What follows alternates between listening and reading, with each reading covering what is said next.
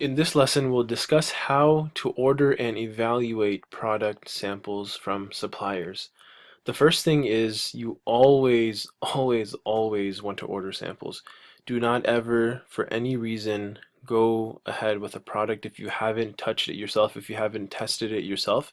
And that's the purpose of samples, is so that you can test the product out yourself and make sure that the quality is good and everything is as expected before you actually sell it to someone else. You want to order at least 3 samples. Okay, so we talked about contacting at least 5 to 7 suppliers, and from those 5 to 7 you want to choose the top 3 and order at least 1 sample from each of them. So again, a total of at least 3 samples is what you want to order, and that's at the very least. You can do more than that, but the reason we say around 3 is good is because if you do less than 3, then you're not going to have enough of a enough samples to really compare quality and choose the best one. And if you do more than 3, then you're looking at potentially high costs, and you're going to put a lot of money into samples, as we'll discuss in just a second. So you don't want to do too many samples either. So 3 or 4 is a really good number there. Okay, so it will generally cost you between $30 and $80 per sample. Okay, and this may sound a bit high to you, and that's actually what I thought at first. I was like, why in the world would I pay, 30, 50, or $80 for one product or one sample? But when you think about it, this is primarily due to the high cost of air shipping one item halfway across the world. Okay, so the fewer items that you're shipping, the higher the per unit cost will be. So if you're only shipping 1 unit across, the world from China to the US or wherever you are, then the shipping cost for that is going to be very high. So the cost is not because of the product itself. Okay, the product, of course, the cost doesn't change, but it's because of the shipping. To get the most out of this, ask for multiple samples. So if your supplier has different types of a similar of the same product, if there are different colors or styles or even packaging types, then try to get the most out of the supplier that you can. Okay, so because you're going to be paying for the shipping anyway, you might as well get as much as you can from the supplier, so that you can also test out different things. You can check out different things that the supplier has to offer with regards to that product, which will help you in the long run as well. You also want to ask to have the sample cost be deducted from the total production cost if you decide to go with them. So you're going to be ordering, let's say, 3 samples. 2 of those samples, that's a sunk cost. You're going to be losing that money, quote unquote, because of course you're not going to go with all 3 samples. You're only going to choose one at the end of the day. So for every one of the samples that you order, you want to, ahead of time, ask your supplier, or ask that supplier who's providing you with that sample, if they can deduct the sample cost from the total production cost if you decide to go with them.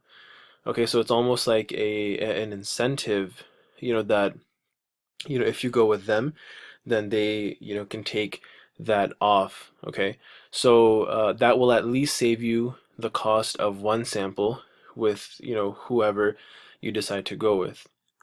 And you make the payment via PayPal. So it's the easiest way to go for any sample that you're ordering. Make the payment via PayPal. Simply get the PayPal email address of the supplier and send the payment to them via PayPal. Okay, evaluating product samples. This is very, very important as well. And the best and the most important tip I can give you here, and the best advice I can give you, is to test, test, and test. I cannot stress this enough, and I've made this mistake myself in the past with some of my products. Even though I ordered a sample, I didn't test it enough, I didn't do enough quality control, and it backfired later when customers had complaints about the quality of the product. So you want to use the product as much as possible, or use those samples as much as possible. Test the samples multiple times in various situations in which your customers will be using the product. So if there are specific situations and different settings that your customer will be using that product in, go ahead and use that product in those different settings and see how it performs. So for example, a lemon squeezer, a very common kitchen product in any household, use it to squeeze lemonade 4 or 5 times and put it in the dishwasher after every use and see if it rusts, see if it breaks down or wears down, right? See how it performs, not only in squeezing the lemonade and squeezing the lemons, of course, which is the primary use, but also see how it is in terms of retaining its quality and retaining its shine if it's a stainless steel product or whatever. Okay, so make sure that it's durable, make sure that, it's performing well and the quality is good all around. Now, the advantage of doing this also, in addition to you making sure that the product is good quality, is you can actually now claim on your product that it was quality tested in USA. Now, of course, this works only if you live in the USA, but you can say that it was quality tested by, the, company professionals, or by the, team professionals, or by the experts, right? So you can, the key word here is quality tested. A lot of times products on Amazon don't have this. They just, because they're made in China, no one wants to say they're made in China, so they don't really say anything about where it was made or where it was tested. But now that you have tested it yourself, you've, quality, checked it, you can say this quality tested on your product or as part of your marketing and promotion. And the second thing is that you can also, with regards to this specific example of the lemon squeezer, you can also say that it's dishwasher safe or tested to be dishwasher safe. Okay, and again, it depends on your product, but you can come up with some extra verbiage or extra, advantages based on you actually evaluating those product samples. Some other tips on evaluating product samples. First of all, make sure you're in love with your product sample. This is a bit intangible, but it's extremely important. This principle of, don't sell something that you wouldn't be happy using yourself, or you wouldn't be happy with yourself. Okay, that's kind of my own rule as well that I like to use or follow, is that, if you would not want, if you would not want to buy that product, or if you don't think that it's a good product, then why in the world would you sell it to anybody else, right? We're not in this business to make money and forget about people and to sell people cheap products or, unworthy products. No, we are, here to provide service or good products to other people, to customers, and at the same time, make some money doing it. So don't ever, forget the purpose, or, forget the primary concern here. In any business, your primary concern should be your customers.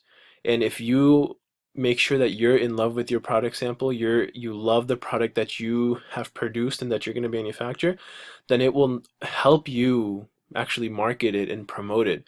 Because if you're not convinced that you have a great product, then it's not going to be very easy for you to promote it to others and to tell others about it if you're not convinced, in yourself.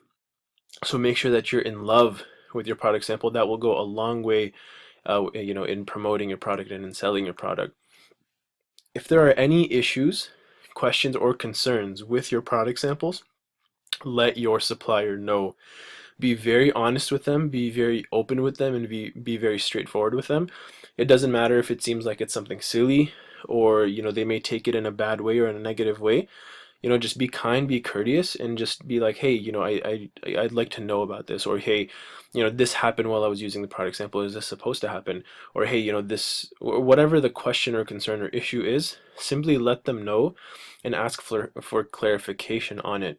Okay, that will definitely benefit you in the long run if you are open with them and communicate with them. And they will appreciate it as well if you're open with them and honest with them. To limit cost, suppliers generally do not use the highest quality materials. So you always ask for the best quality materials. And unfortunately, this is kind of bittersweet to me, because for my first product, I found out this a few months after I actually started selling my product. So like I told you in a few minutes ago, that I learned the hard way that you should always quality test your samples, and do it a lot and in every setting and situation that your customer will be using the product in. Well, I didn't do that, first of all. And secondly, I didn't, because I didn't test it enough, I didn't realize that the quality of my first product wasn't the best.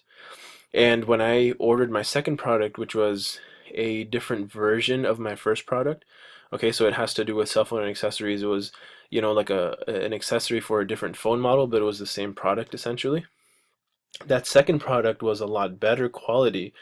And so when we started receiving complaints about the first product, I asked the supplier, why is this one ripping, or why is this one, not as durable as the second product? And he said, well, the second product is a newer model, and that one actually uses much higher quality materials than the first. And I said, well, why wouldn't you use the best quality materials you have, for the first one as well? And they said, well, you have to ask for it. That's just how we go about it. So always ask your supplier for the best quality materials, whether it's stainless steel. Okay, there are different tiers of quality of stainless steel, whether it's any type of fabric or any type of material.